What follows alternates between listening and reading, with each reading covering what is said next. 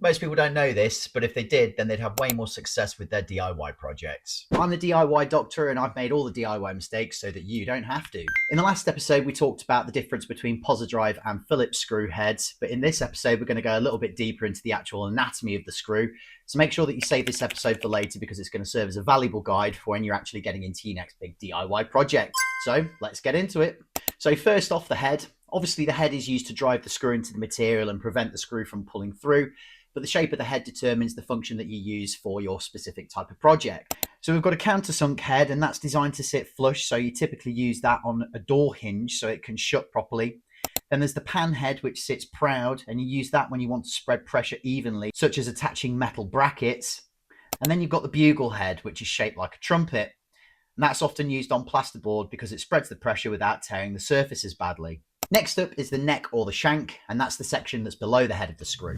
On some screws it's smooth, and on others the thread runs all the way up, and whether you want a fully or partially threaded screw depends on what function you're trying to achieve. A partially threaded screw is great for binding two pieces of timber together because the smooth part isn't biting into the top piece of wood, and so it draws them together very nicely.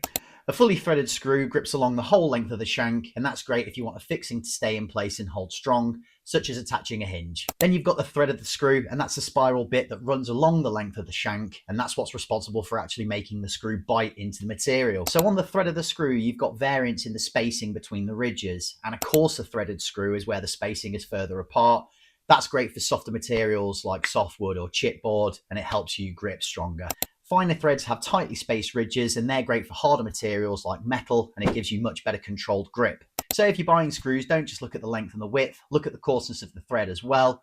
The coarser the thread, the softer the material, and the finer the thread, the harder the material. So if you're working with metal, you want to go with fine thread screws or bolts. If you're working with softwood, then you want to go with coarser threads. Next up is the tip. That's the point at the end of the screw, and it determines how the screw starts. A standard sharp point is for timber, and that's because it bites quickly. A needle point is extra sharp, and that's because it starts fast within thin timber or plasterboard. And then you've got the self-drilling tip, and that's used for fixing metal roofing sheets, brackets, or metal framing where the screw needs to drill its own hole. And then we've got the Type 17 slash point, which has a special groove in the tip, and you'd use that for things like decking, structural timber, or thicker wood where you want to reduce the risk of splitting. If you use the wrong tip, then the screw can end up wandering, splitting the material, or damaging the hole before it's even begun. And finally, the coating. Now, this isn't strictly to do with the anatomy of the screw, but it is really important when buying your screws. For indoor or dry jobs, you'd want to be using zinc-plated or yellow passivated screws. For outdoor jobs, bathrooms, or damp areas, you want to be using a stainless steel A2 screw, and that's to prevent it from rusting or staining your parent material. And if you're going to be near salt water, then you want to be using a stainless steel A4 screw. So the buying checklist is you want to be thinking about the head shape for the finish, the drive type for the tool, the thread type for the material, the tip for the hole, and the coating for the scenario that you're going to be using it in. Now you'll never get lost in the screw aisle.